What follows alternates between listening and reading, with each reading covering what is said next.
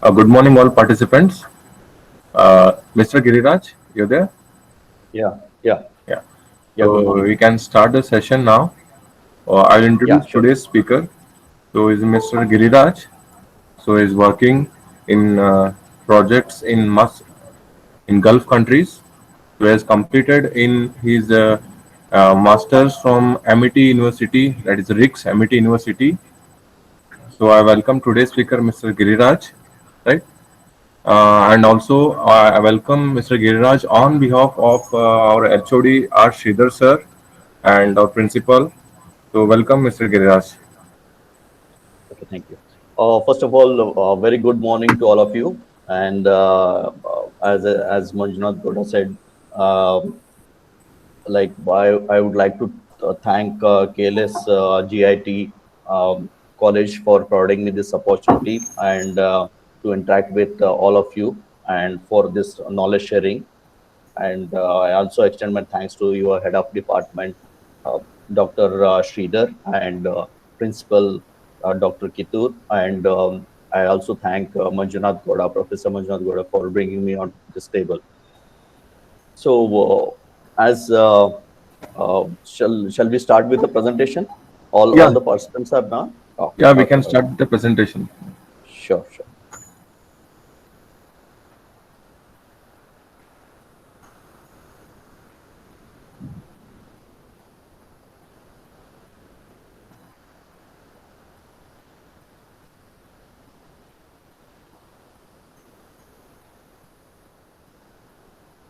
Okay, so today's topic, as you already guys are aware about, is the scope of quantity surveying and role of quantity surveyors in the construction projects.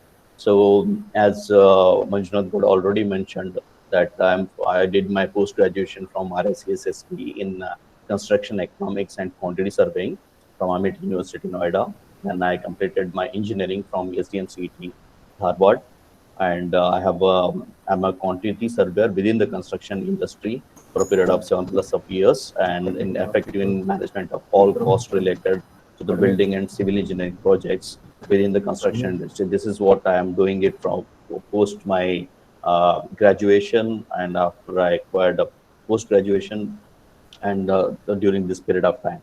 So I'm not here to discuss more about the technicality and what technical things you have to read and all. So for that all purpose, you will be like doing throughout the course, you will be learning. And apart from that, you guys will be having other sessions and professors and your deans will be expert in technical knowledge. So I'm here to explain you about what next once you enter the field, once you enter the field of construction industry, after once you finish your engineering. So what next, where you can fit yourself best, and what are the opportunities and what are the options available. And in that, among that various departments, I will be particularly explaining more about quantity surveying because I am a quantity surveyor. So I will give you a brief detail about what QS job is and what kind of role he does throughout the career. So you can, based on this, you will get a brief idea about like which after once you graduate, like where you can enter, where you can participate, you can start your career with. So this is because like when I started my career, I was having a little bit of idea about it, but then I saw like most of my friends who started as a site engineer, then they switched back to quantity surveyor.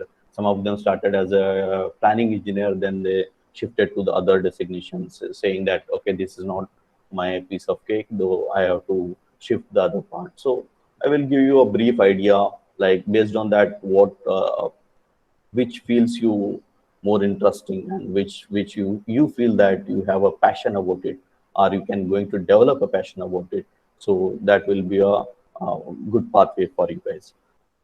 So I think most of you already heard about the QS. What is QS? So and if you generally speak with any people belongs to the construction industry, generally they will tell that okay, this is the guy who does a quantity takeoff from the client. He does measurement at the site. He prepares a bill of quantities. He provides few rates. So this is all limited. So this is the myth. Like this is only a 10%. The 90% picture is completely different. Where I'm going to explain you what exactly what level of detail the job and what level of responsibility you will be involved in. So what QS is about, they help in financial management of construction project. They help in asset management at corporate level.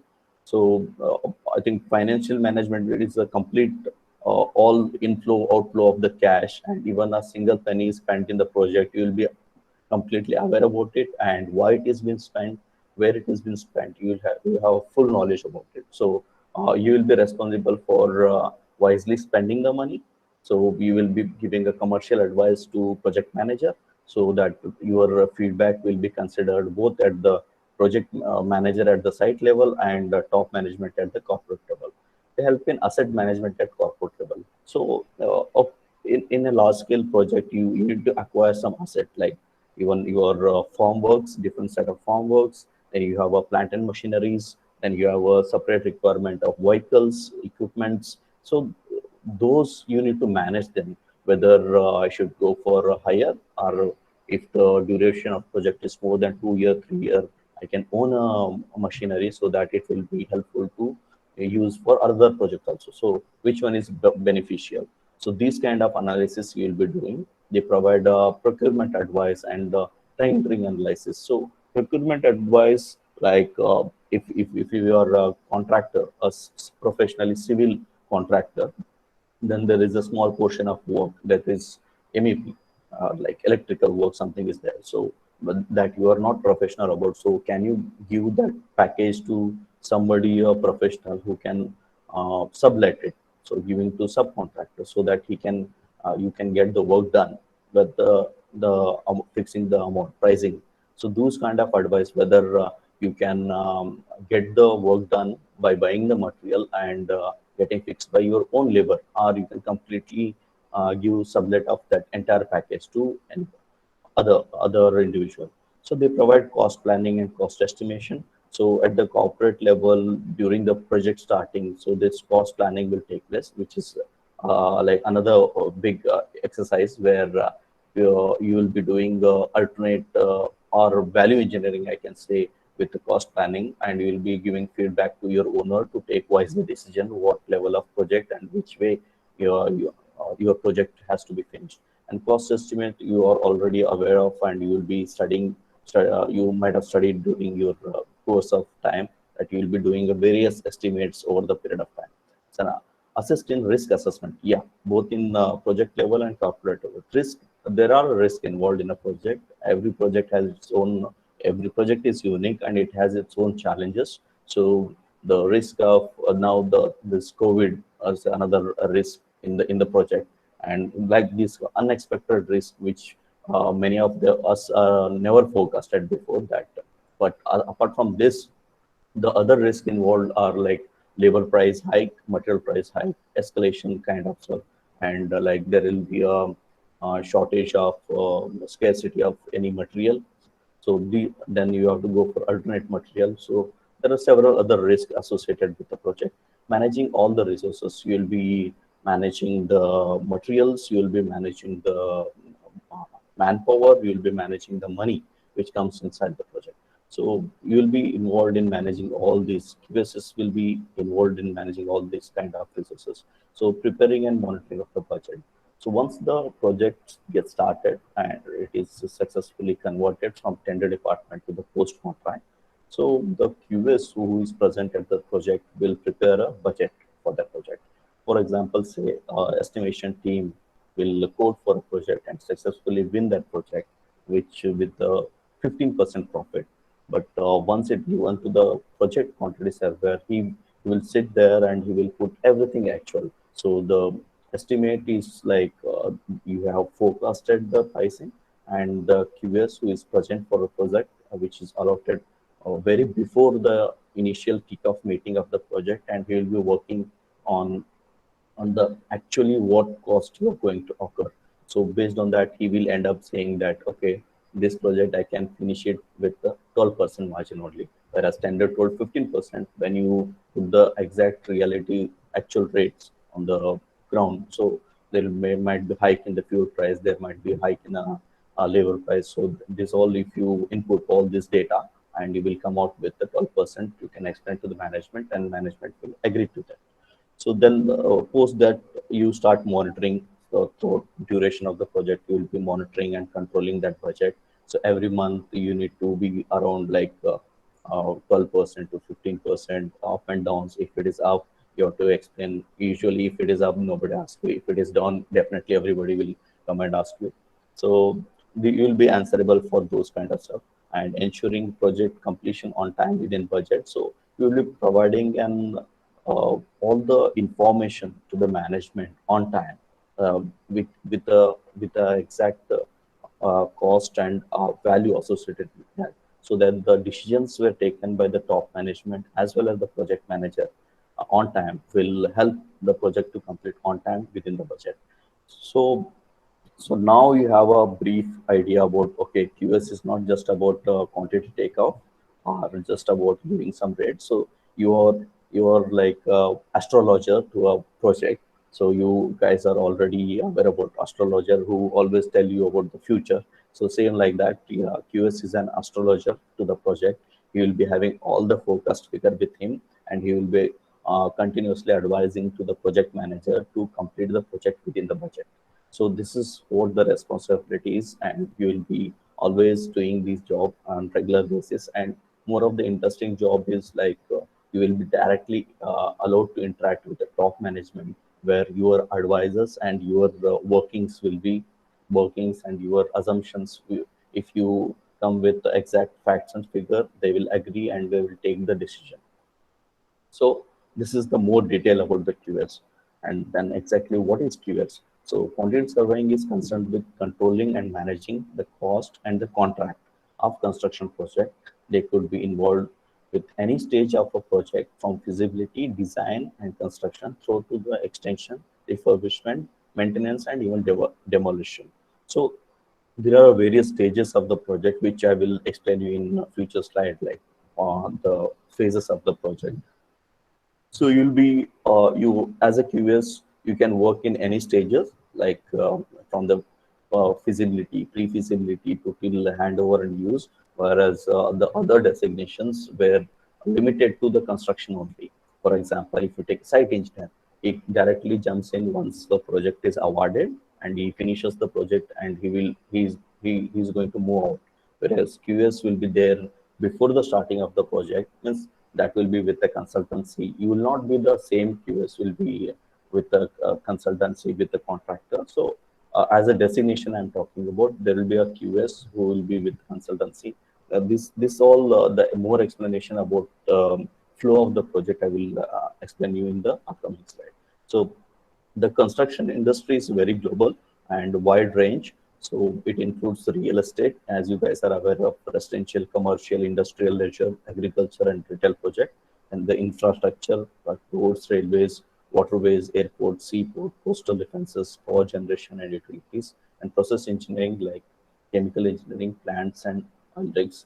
So working as a quantity surveyor role, you will be gaining an understanding of technical aspects of construction over the whole life of the building. Over the whole life of the building, you're not just limited to the construction. You'll be gaining the technical aspects of like over the whole life of a facility.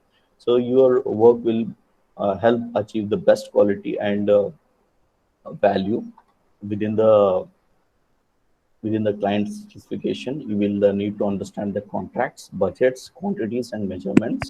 You are likely to be involved in a range of service, from cost consultancy to the contract management. So this is the wide range. So there are full of opportunities as a QS. So you can just go get yourself inside, like developing a passion or kind of interest with you. Like, I want to work at the pre-tender stage, I want to work at the design stage, I want to work at the post-contract stage, I want to work post-contract handover.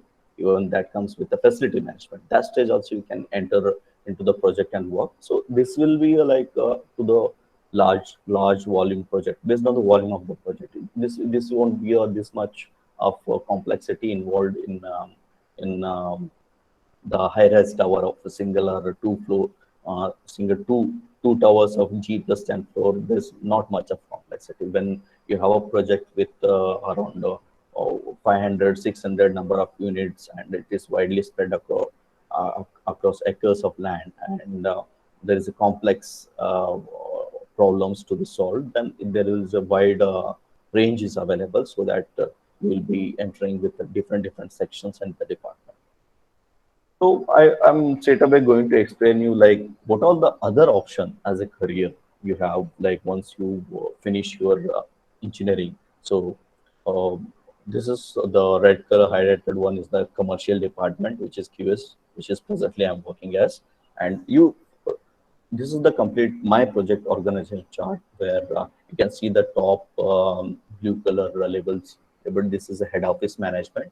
These people will be heading a department, as you have a different department in engineering like civil, IT, electrical, and other chemical branch. So same wise, like you will be having a different department in a contracting firm. So I will be speaking here more about the contracting firm because I've been associated with the contractor from past 7 years. So I have a more idea and detail about the contracting firm. The same likewise will be there with the consultancies, with the design consultants, on the facility management team, cost consultant, project managing consultant. There are a variety of agencies or stakeholders. So let's start with procurement. So the procurement head of the department. So these all head of the department will be placed at the corporate head office level. They will be managing, responsible for the whole number of projects, maybe 15 projects, 15 to 20 projects. They will be the head of that. So under them, then there is this project execution team. Project manager, this is the exact site team where a particular project has this much of manpower, and they will be reporting to their respective department, and jointly they are responsible to report on everyday basis to the project manager, and on regular basis they have to interact with their head of the department in the head office. So these procurement head will be responsible for all the procurement in terms of material and in terms of bringing a subcontractor. So these all kind of activities he will be heading, and he will be solving all the issues or problems related to that. So now let's go back to the site. So site has a procurement department. It completely, this kind of organization structure will depend on company to company, project to project, based on the volume of the project. If the volume of the project is more, and it is further divided into other categories, where I will explain you how it is clubbed. Now the medium scale project and the small scale project, you can see only a few designation and people having a multiple responsibilities. So we have a separate procurement department, and there is a procurement manager and procurement officer. So these guys will be responsible. They will be continuously interacting with the QS, and the QS will be providing the actual forecast and what all activities going to come up. For example, we have to fix a door, so we have to for 1 month advance we have to prepare a procurement schedule. There will be a procurement schedule in the beginning of the project. So based on the procurement schedule, this guy will be procuring the material from sourcing it the material from different areas, and bringing the material on time to the project, so that the project should not suffer or get delayed. So while he doing the procurement, the responsibility of finalizing the rate lies with the quantity survey.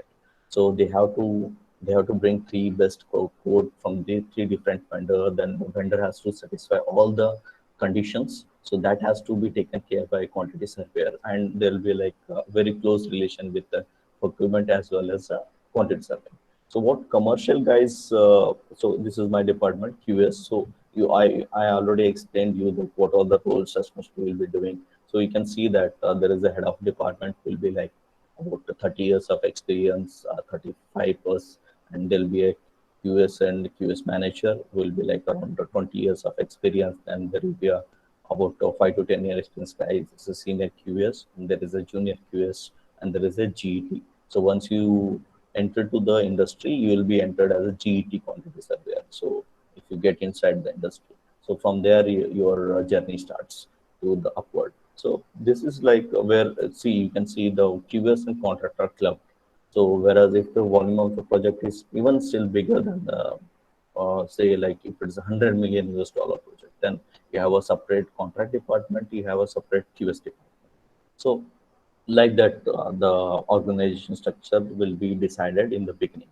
So then you have a QA/QC department where these guys are responsible for they will prepare a project quality plan. They will keep on assurance to the assure they will keep assuring to the client that what we promised we will deliver.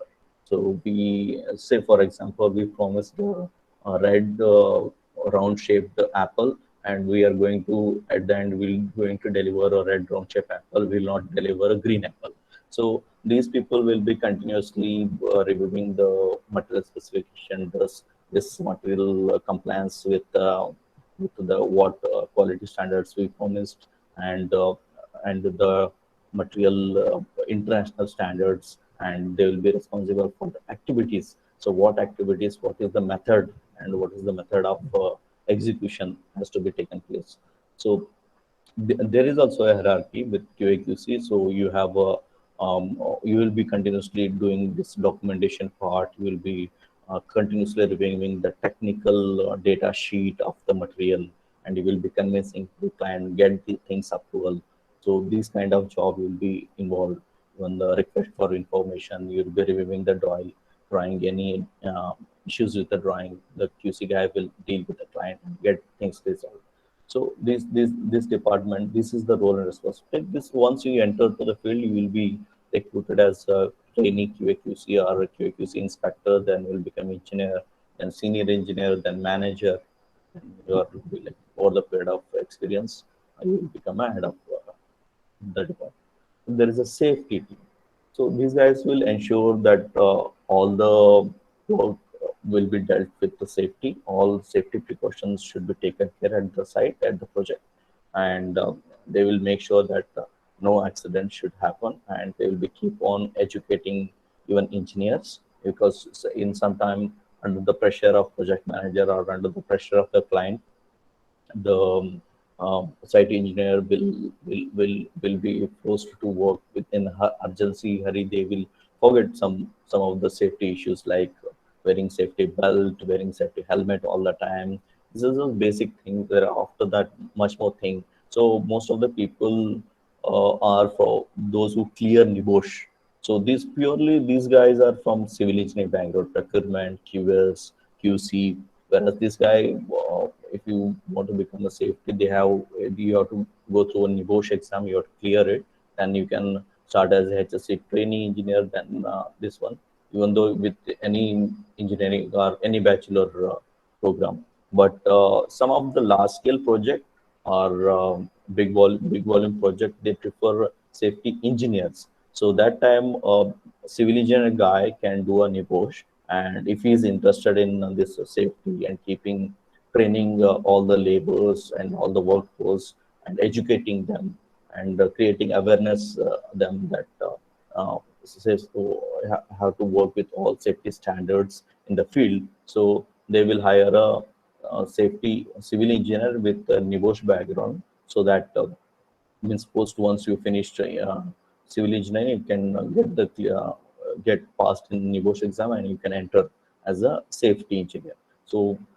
large scale project, they will prefer with a guy of nibosh certified and with engineering background, so that you'll be in this department. So that is also a wonderful department. So then you have a planning, people will be like, you guys know that the planning guys will start with the project plan, and they will be closely interacting with the QS. So in most of the project, with small scale project, planning and QS will be dealt same. So when I was working in India, so I was responsible for both planning as well as QS. So here, if the volume of the project is big, then you have a separate department. So planning guys will be scheduling the activities and daily progress report. They will be monitoring. They will be planning all the activities. They will be estimating the delays, and they will be like resource distribution, resource allocation, those all the activities, they will be closely interacting with the site team, so that the task has to be finished on time. So then comes, this is the execution team, the project manager, and under him, experienced guy, will be about 20 years. Project manager will be around like big scale project. You will be having about 30 to 40 years of experience guy. Then you have a construction manager, 20 plus years of experience. Then we have a set of team based on, like, for example, we have 18 buildings. So we have a 4 team. So each team is this team is the engineering team. So this engineering team has a senior engineer, then you have a engineer, then you have a junior engineer, then you have a GETs, then this comes with the non-technical staff, where foreman, charge and lead, and they will be reporting to the GET, and the GET will report to the engineer, then engineer, senior engineer to construction manager. So this is the hierarchy. Those people are purely responsible on the field, where you take the drawing, you will convert that imaginary virtual 2D into three-dimensional actual building. So these guys will be interacting with the labor, interacting with non-technical staff like foremen and all. They will be distributing the work. They will take the plan of activities from the planning engineer, then distribute that activities with a different set of group and get the work done. So that will be a day-to-day task for them. So handling manpower, arranging the resources, getting the work done. So then comes, there is a MEP department, where mechanical, electrical, plumbing, those are from electrical, mechanical, as the term indicates. So from that department, they will be also be part of your team. So that background, and there is a design department. Now my project is engineering, procurement, and construction. So there is an engineering design department will be sitting at the head office, and they will be designing the entire project. So that is like pre-contract, which is clubbed now. So usually you see a small scale project where the design, everything is developed by architect and structural engineer, and then it comes to the construction. Now the project has engineering, procurement, and construction. So there is an engineering team who is designing simultaneously. There is a procurement team who is procuring, and there is a construction team who is constructing. So this is happening simultaneously because it is a fast track project. So now we'll go in detail. So you have a now clear idea about the different roles. Now you can choose your you can Google it, and you can see that more details about these other departments, so that where you develop your interest, where you can get inside. You can see that there is a huge number of people in execution team, whereas in QS very few, and but those are very directly interacting. Look at the chain, they become manager, and they will be continuously interacting with on. Whereas the hierarchy here is like the lengthy one, but this will become a top. Now the project manager, everyone has to report here to the project manager. So every other department has its own advantage. It is not like only the QS is best dressed, all other things are not good. It is not like that. So I am from the QS, so I'm going to explain more about the quantity surveying. But other department had its own advantages, so which you can study in detail, and get to know what exactly they do. And if that feels more interesting for you, then you can start your career in that particular department. So, in more detail, like what exactly the role and responsibility of QS. So, preparing and drafting a contractual letter as per the contract to all stakeholders for managing the contract, along with providing claim related to time and cost. So, as I said, now most of the thing we talked about the QS in the earlier slide. Now, the contract. What is the contract? So, you have an agreement in the beginning of the project between a client as well as a contractor. So as a contract engineer, you will make sure that so your project is in line with the contract. There are cases when client will come and say, okay, let's do these things, which is not in your contract, which is going to cost you extra. But under the pressure, even project managers start executing that work. When you go and visit at the site, you identify that array, this particular element or structure is not at all there in our scope, whereas it is there in our drawing. When you are working in a large scale project, there are multiple contractors working along with you. For example, say my project has conditioned that building with the outer perimeter of 2 meter. Anything comes external perimeter to the outer face of my wall within 2 meter, I have to develop it. I have to construct it, which is just beside 2 meter, just in line with the 2 meter. I am not responsible to execute it because it is not a part of my contract. So there was an incident like there was a manhole which has to be constructed near to a structure, and client has highlighted in the drawing and sent immediately to the project manager. Project manager mobilized his all the manpower and started executing. When I visited there, I saw that this is not within our contract. So I immediately took a picture and sent to the contract client saying that this is not of the. Then there was an argument between the client as well as the contractor. Then I refer to the contract document. Then you put up that clause and you show to them that, see, this is not in my contract, so I am not going to execute it. If you want me to execute, I will execute, but it will going to cost you more. So this is what the a day-to-day activity you will be dealing with. Once you enter as a quantity surveyor in the construction, over the period of experience, on regular period of experience and gaining skills on a regular basis, even working on various projects, you will acquire a set of skills and knowledge so that you can handle that position very greatly. So interacting with the client representative on scope confirmation, contractual claim and estimation. So this is again what I explained the above thing, like client representative, you will be interacting with them, the scope confirmation, and identifying the third party agency required, and expediting the subcontract and material supply. So this again you are interacting with the procurement guy, as I said, for material supply, so that you make sure that the material what is allowed in your budget, you have to go and purchase for that allowance only. If you say you want to buy a concrete per m cube of 6,000 rupees, so you have to make sure that you are going to buy concrete of per m to 6,000 rupees. If you end up buying 6,100, so what that 100, if you project the quantity of 50,000 m cube, then you are going to end up losing that money. It directly go and impact to your project. Then your say 12% margin will come down to 10%. So this is what you will tell in advance to the top management that look, see here, uh, concrete allowance is 6,000 per m cube. We are going for 6,100. This 100 per m cube going to cost.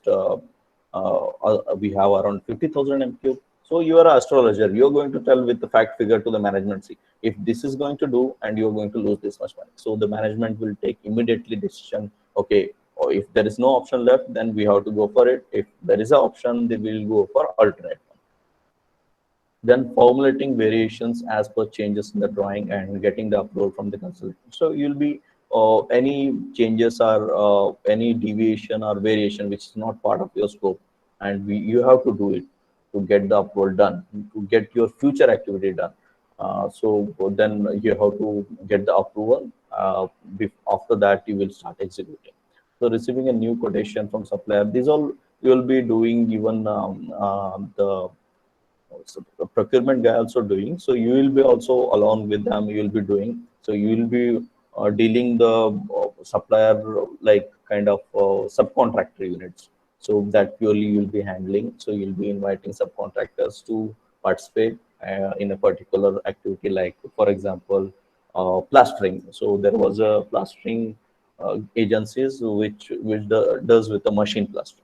So they were offering us about uh, 5 real per square meter less than the guy with the material and labor. So their productivity is very low compared to the machine plastering. So then you have a 3 4 option. Then there is a you have to do apple to apple comparison. Then you have to take a decision. So which contractor is suitable for best, and who can complete within time, and who is in line with all the specification and detail, so that he should not come with, at the end he should not come with another set of variation or deviation, so that you will lose money on that. So involved in forecasting and remodeling project budget. So you'll be continuously forecasting on every quarterly basis, yearly basis. you will be forecasting. If your project duration is 2 year, you forecast in the initial, then there'll be a deviation, and there'll be a deviation from the actual to your planned forecast. Then you will start remodeling for the next financial year. You start remodeling it, so where you can cover that backlogs, where you can cover that losses, where you can make more profit, which are the improvement areas you will identify.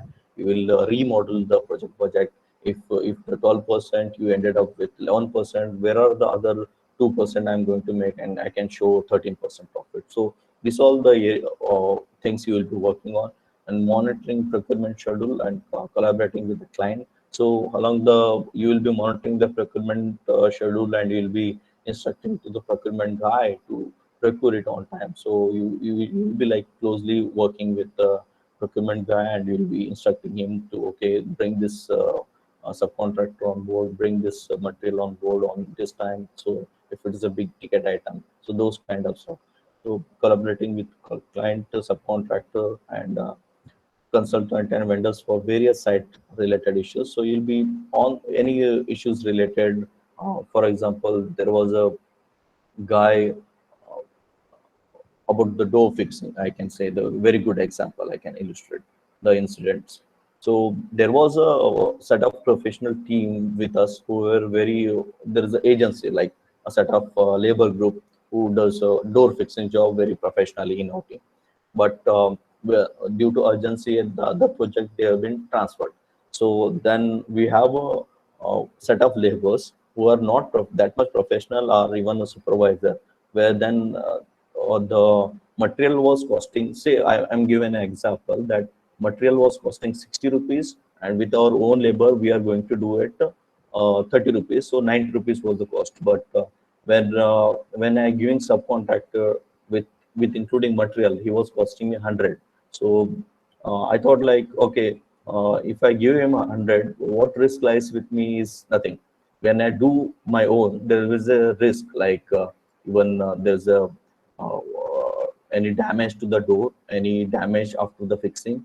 So these kind of risk involved. So again, replacing it will take more than a month of time. So there is a risk. So I better thought that this is the advantage of giving sublet. If the professional team was there, that 10 rupees I was going to save, but the team was transferred to the other project team. So I have to take this decision to give a complete subcontracting of even procuring, supply, and installation of that door to the entire buildings. So this is the way.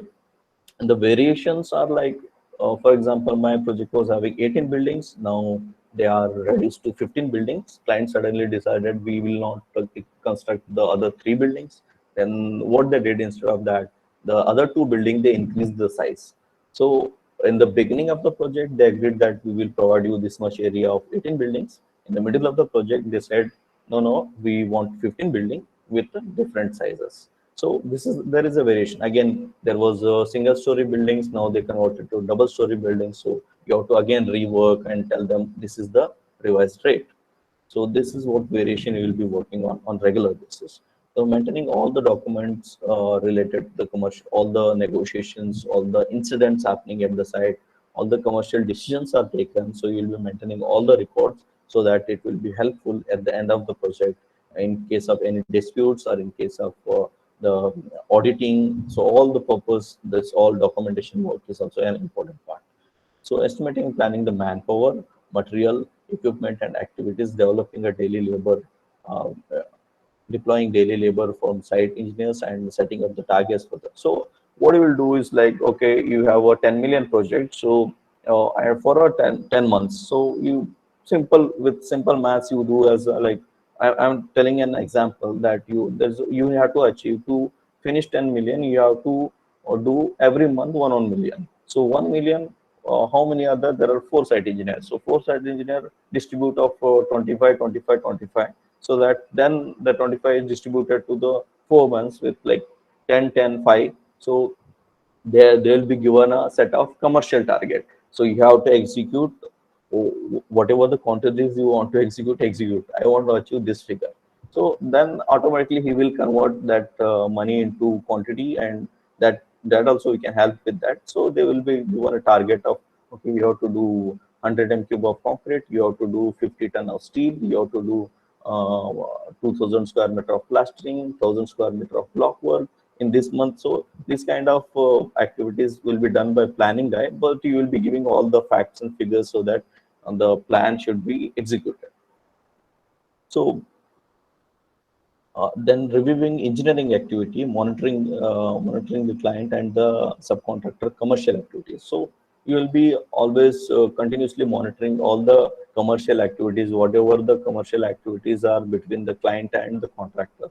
You will be monitoring them. There is a variation, you claim for it, but the client is not refusing to pay. So you will be keep on refuse to pay you. So you will be keep on interacting with them so that you convert that money.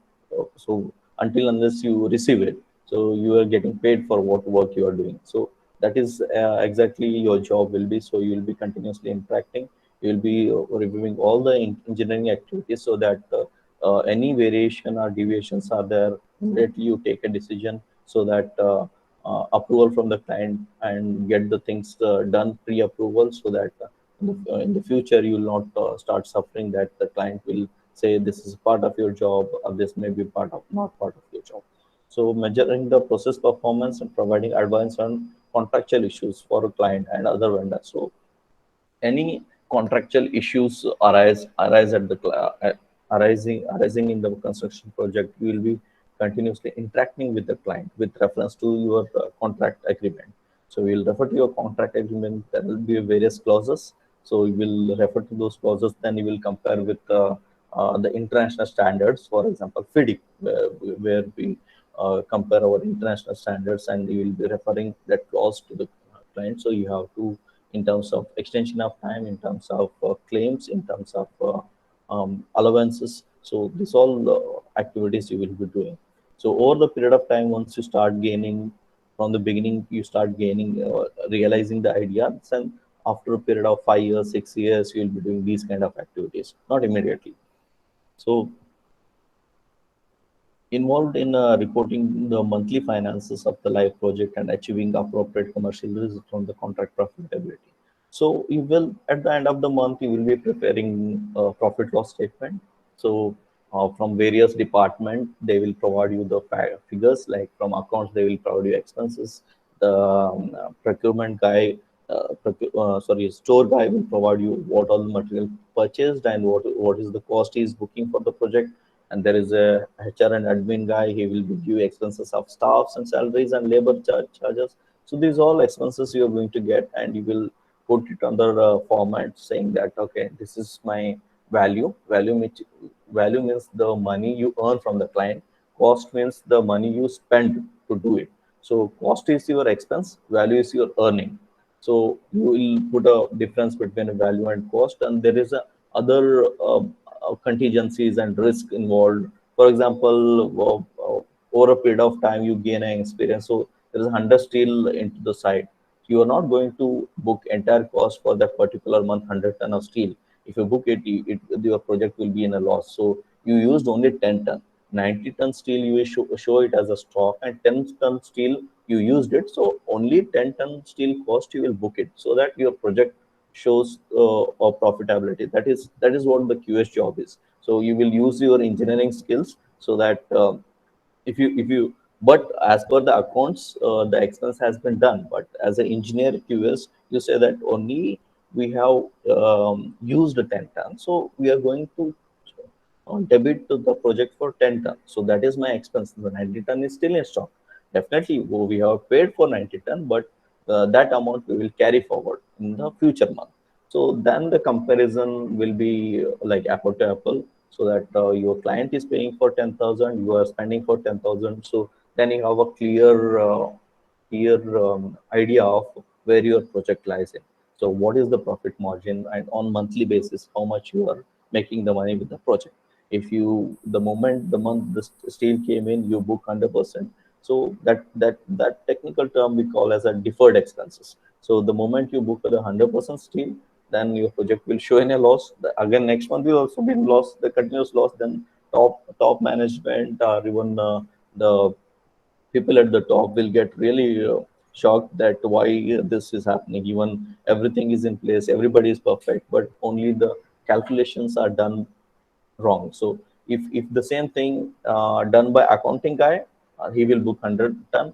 If the same thing done by QS, I will book only 10 ton, because I know that okay, we only used 10 ton, and client is going to pay us 10 ton. So that is what we have to book it, so that there will be a comparison is apple to apple, like that. So these all the other this is the main very important report you will be preparing at the end of the month, and you will be interacting with the top management for this report.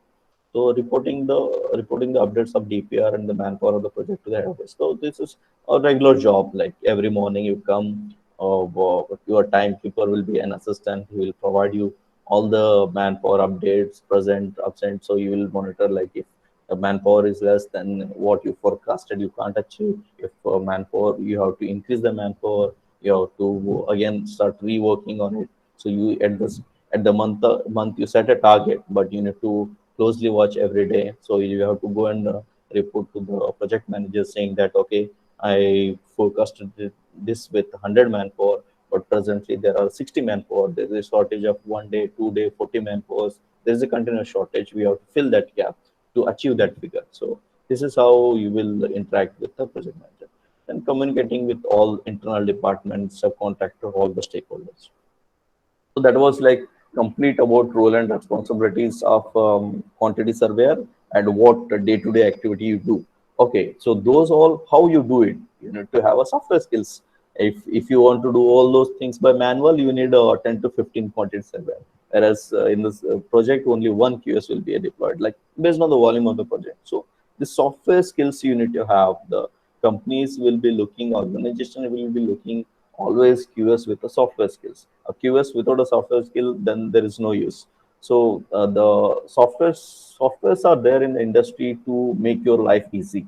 Make you they are not there to make your life miserable. Software, you if you acquire software skills, you are giving the output on spot. Means you are giving the results on time. So see, AutoCAD is a very basic. You guys are already aware. It is like very basic thing. So you don't have certification and all. Just you start installing student version. You keep practicing. You you design your own house or your college. Better you can keep designing your college existing structure. You just view it. You plan it. So you practice it. I think most of you guys are already aware about it and you know it. So it is a basic thing now. It is no more a recommendation. You even if even in the Europe and America and Canada side, this is like almost extinct. So 90% it is gone. Only 10% is there. And in the South Asia, it is yeah Asia and Middle East, South Asian country, it is there because AutoCAD already replaced with BIM technology with Autodesk Revit and Navy's work, those ArchiCAD, those stuff are already replaced the AutoCAD. So Autodesk Revit, so which is a part of BIM. So now it's being trending more, and you need to see these are many softwares are there. Like you can't gain or get the experience of the software overnight.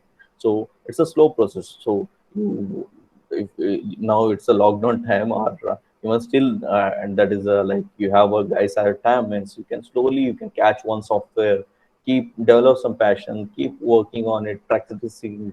So all the student versions are available. A lot of YouTube learning videos are available. So slowly you can learn one software, so that you keep on adding skills to your you keep on adding skills to your profile, and your profile weighs more in future. So Autodesk Revit, as I said, it is trending now more, and it's the most happening thing. So if you have knowledge about it, it's well and good, and it's very good.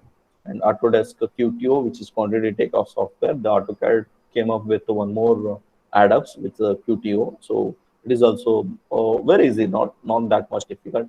And MS Excel, even like any kind of softwares are there in the field, still Excel is being a favorite to almost all organizations. So you need to have a very good advanced Excel skill.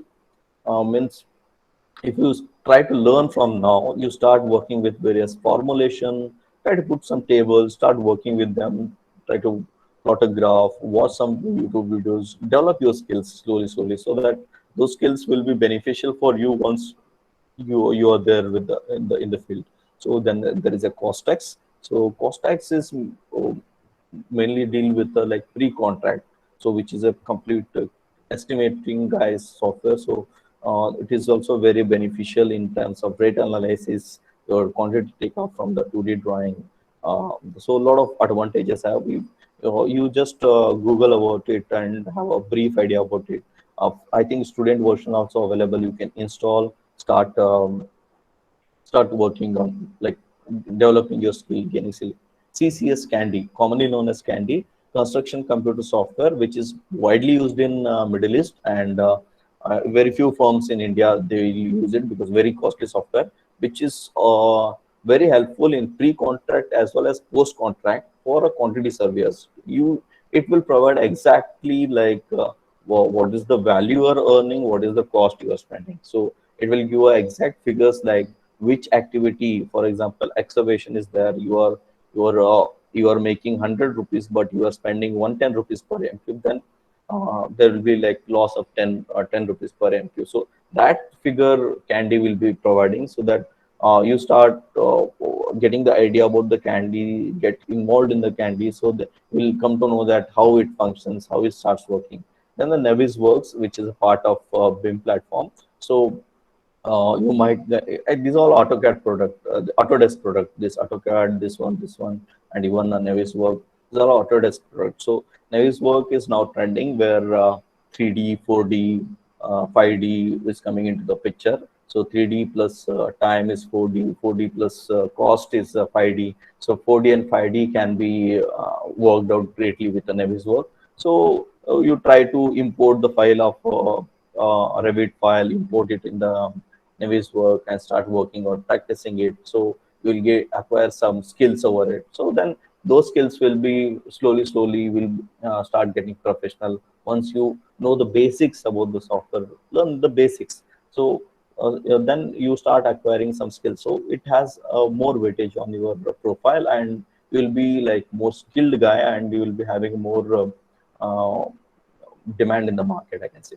And SAP and ERP, they are like not much there. If you're expert with Excel and other, you're tech savvy guy, you can immediately start working on this. It's not nothing to learn about it, but have an idea about it, like what are these softwares and how these softwares are being used in the construction industry. So these are very few software which are commonly used in India as well as Middle East. So apart from this, there are many more softwares are in the picture. So you can't learn all the software at a time. So you can slowly pick up few software, start developing some models, try experimenting it, cutting the section view.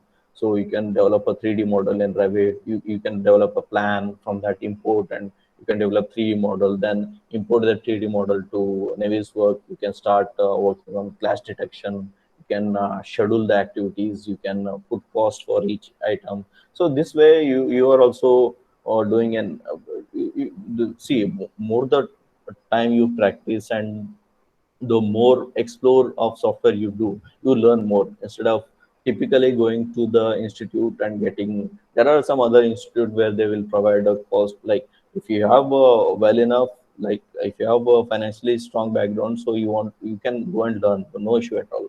But still you can learn many softwares by yourself now. So most of the software for students are free versions, and most of the software you can start working with a student free version by learning from YouTube videos or even googling it, even studying the they will the every package of software has the help desk or kind of shortcuts. So they will be providing how to use the software. So you can go through it, you can start working over it. So that will give you the expertise in software skills.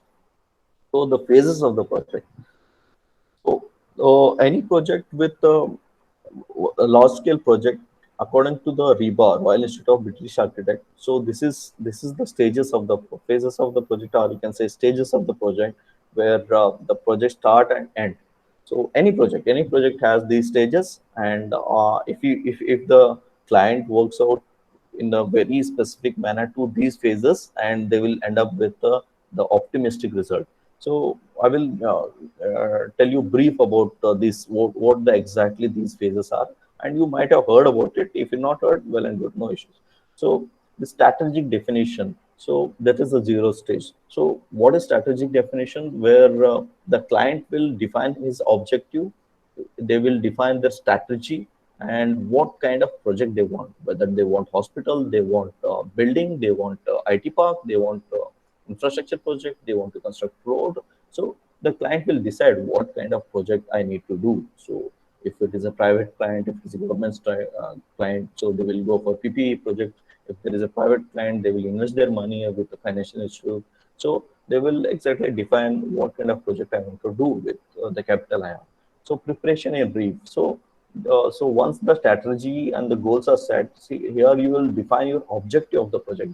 So okay, I want to construct 10 towers of residential unit, and I want to make profit out of it, and you will do a feasibility study, I can say. So you will select the area, if the area is demanding, so land, which part of the city it is, and how it is accessible, and what is the environmental background of that area. So those all, see, if you in the Mumbai, heart of the Mumbai, if you construct, so that cost you extreme. Your land cost will be very very high, whereas the construction cost is very minute. Where you construct your the same 10 tower building in outskirts of your Belgaum, with, very far away. So you can't compare the same rate because the land value is very high. So those kind of feasibility study they will do that if I invest that much of money, so what kind of return I'm going to get, whether it is feasible to do.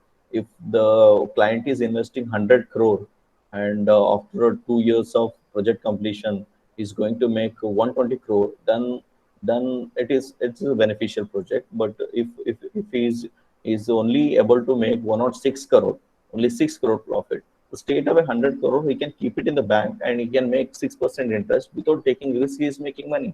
So this kind of financial analysis will be taking place here. Mostly people with civil engineering background with masters or post graduation in finance will be working with closely with the client. So there are other opportunities also that I shown you. The organization structure is only limited to the construction and the contracting. There are other very wide and very other options are available. Don't think or limit yourself to only a site engineer. So I have to go there. I have to pour a concrete. I have to deal with the labors. No, no, not at all. There is a wide scale of opportunities available. There is a wide range of fields are available, so that you can get yourself fit in. Just you have to figure out like where best you can fit yourself. So then there is a concept design. Here the most of the cost informations are coming into the picture. The client will come up with a fact and figure that okay, I have this much budget and I want to spend this much only, and the architect will come with the concept showing that you can see some Google SketchUp of 3D model. You can see, some spatial design they will do. This is spatial coordination. Okay. So Okay. coordination between the space creation within the spatial arrangement they will do. Then there is a technical design where the structural engineer will come into the picture.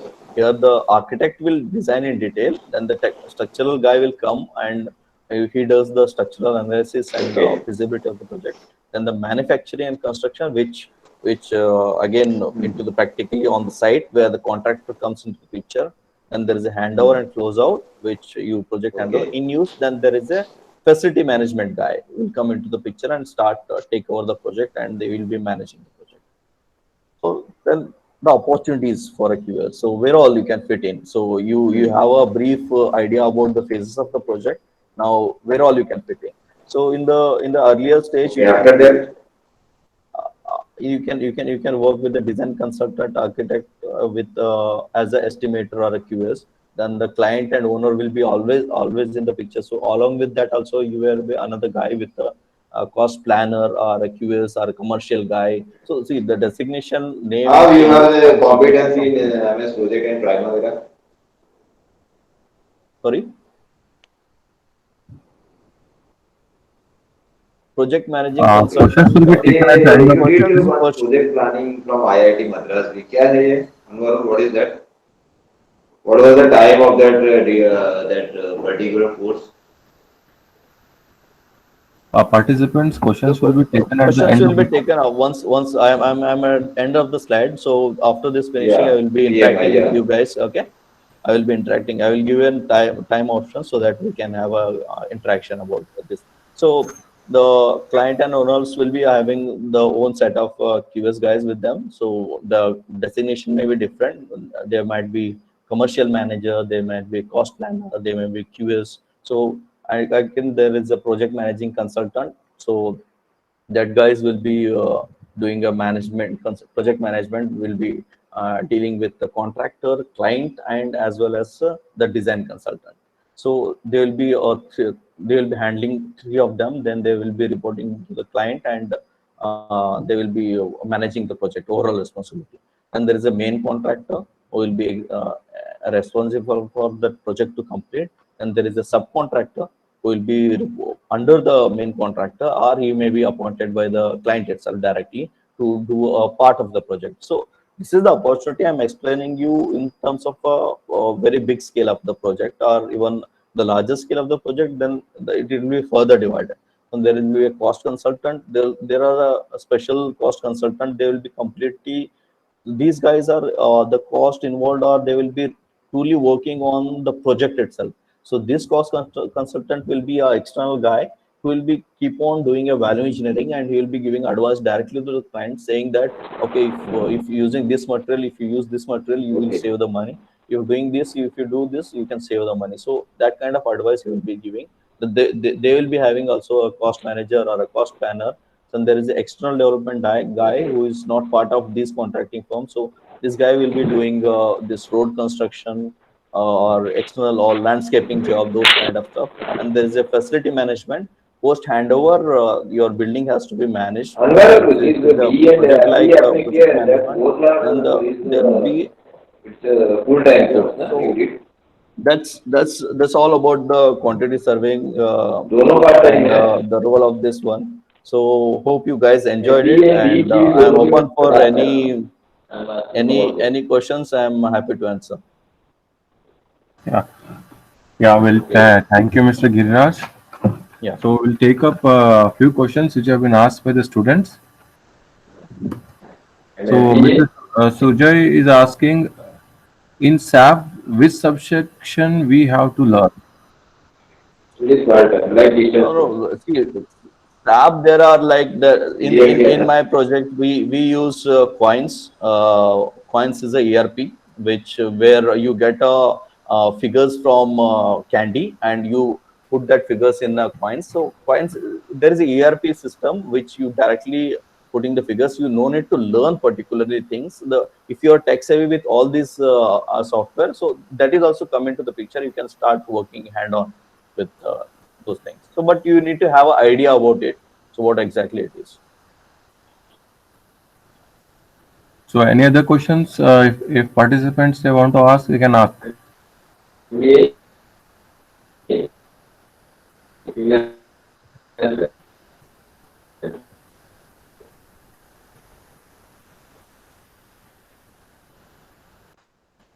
So, I can see one comment.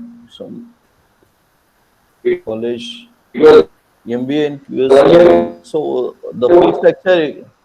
the fee structure of post graduation, you can go to the RICS website and you can check out.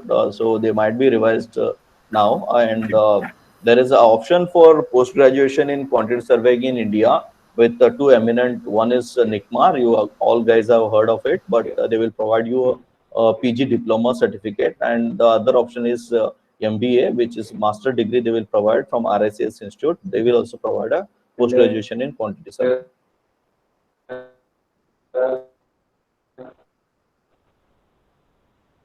Civil engineers can make our career by learning stuff. Yeah, of course, you only after learning your SAP skills, you will be put into the companies where you see, one thing is like you can become an expert in SAP and start working for a SAP company itself. So engineering will become a basic. Then you can acquire a SAP skill and you can start working with the companies who are working with a BIM. Now, in that portion, you need a guy with a civil engineering background and has a SAP skills. So that is a perfect match. So only you need to identify the companies which are presently working on a BIM, which most of the European companies and Western countries are working. So there you can go and fix yourself.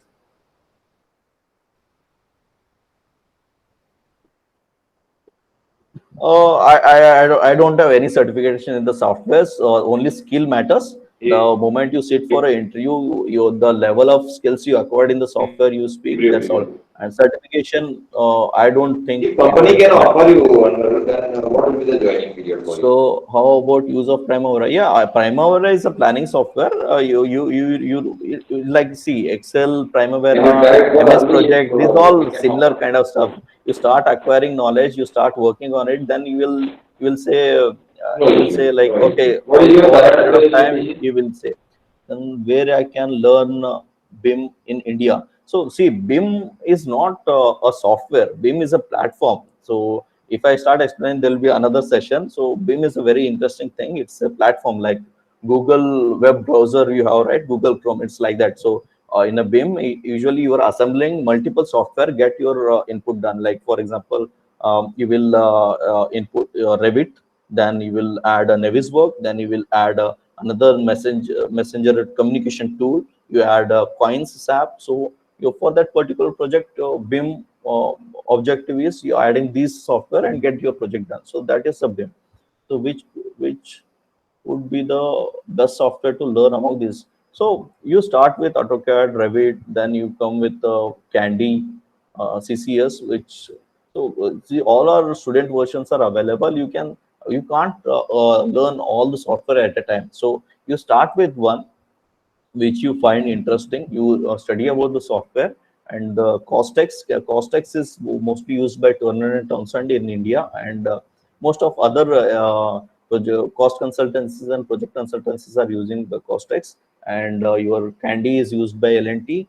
L&T is the only company might be using in India, and most of the Middle East will be using Costex. So if you learn one, then you have a high potential to be get hired in the Middle East. So thus BIM and SAP is related to each other. Yeah, BIM, SAP is a part of BIM only. So BIM, the SAP you have a different formats or requirements, whereas your accounting inputs data, those data can be inputted in the BIM. Or you see, every company has its own format of working. It's not like universally single thing that okay all the companies will follow, but the procedure of working may differ, but the ultimate objective and the result what we want is the main thing we concerned about.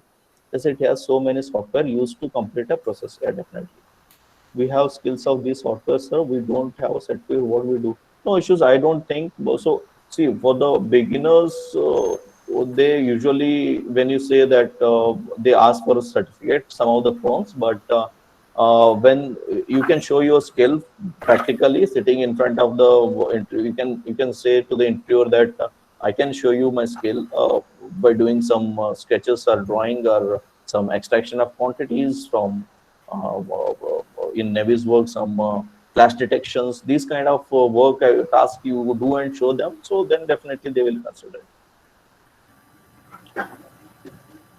Navy's work is widely used in Australia. It is somewhat higher version of it. No, the see Revit is a separate thing. Navy's work is a separate package. Sandesh Patel. So this Navy's work is like you can do flash detection, you can do 4D and 5D, whereas the Revit is to develop a model, put intelligent information into the elements of the unit.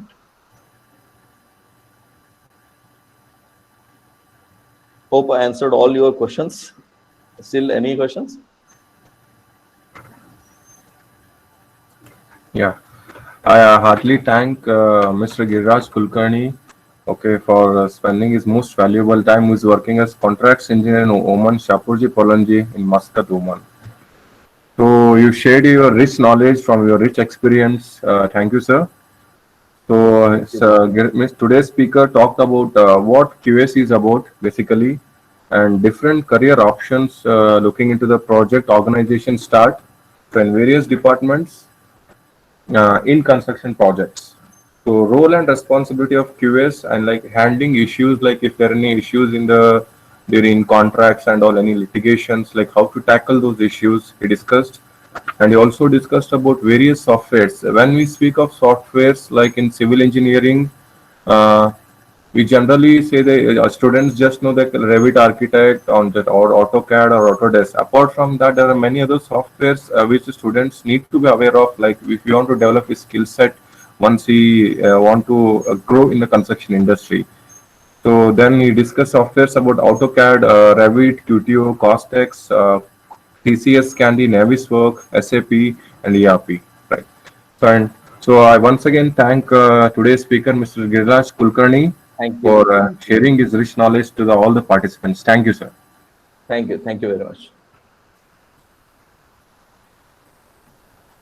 Okay, we'll be ending our session. So I thank all the participants for your active participation in the webinar. Thank you one and all, and don't forget to fill the feedback.